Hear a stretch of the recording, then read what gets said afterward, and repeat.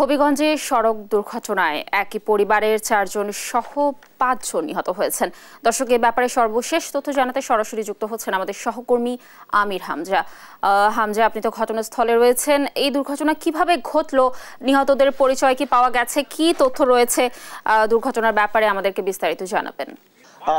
আসলে গতকাল রাত 2:30টার দিকে হবিগঞ্জের ঢাকা সিলেট মহাসড়কের যে মাধবপুর অংশে এই সড়ক দুর্ঘটনা ঘটে। মূলত ট্রাক এবং প্রাইভেট কারের মুখোমুখি সংঘর্ষ হয়ে প্রাইভেট কারের যারা যাত্রী ছিলেন তারা কিন্তু আসলে ঢাকা সিলেটের হযরত শাহজালাল মাজার জিয়ারত করতে গিয়েছিলেন, সেখান থেকে তারা ফিরছিলেন। আসলে ফেরার পথেই কিন্তু ঢাকা মাধবপুর অংশের যে অংশটিতে আসলে এই সড়ক দুর্ঘটনায় কবলিত হয়। এই দুর্ঘটনা কিন্তু ট্রাক এবং এই যে ট্রাকটি আপনারা দেখতে পাচ্ছেন, এই ট্রাকটি আসলে এই ট্রাকের সাথে কিন্তু প্রাইভেট কারের মুখোমুখি সংঘর্ষ হয়েছে। প্রাইভেট কারের যাত্রী যারা ছিলেন মূলত 4 জন একই পরিবারের, তার মধ্যে একজন নারী রয়েছেন, একজন শিশু এবং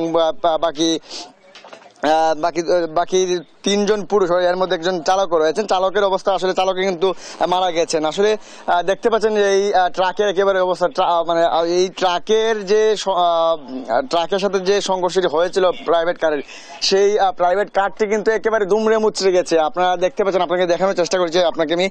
আপনি আসলে কি অবস্থা হয়েছে, একেবারে কিন্তু দুমড়ে মুচড়ে গেছে ট্রাকটি। এবং এখন পর্যন্ত আসলে তাদের পরিচয়, 5 জনের পরিচয় পাওয়া গেছে। তারা সবাই পটুয়াখালী জেলার বাসিন্দা। তাদের স্বজনরা কিন্তু এখন পর্যন্ত আসছেন। তারা বলছেন যে তারা ইতিমধ্যে রওনা হয়েছে, হয়তো দুপুর নাগাদ হবিগঞ্জের যে শায়েস্তাগঞ্জ হাইওয়ে থানা, সেই হাইওয়ে থানায় কিন্তু তারা এসে পৌঁছাবেন এবং পরবর্তীতে লাশ তাদের হবিগঞ্জের শায়েস্তাগঞ্জ হাইওয়ে থানা থেকে সবশেষ।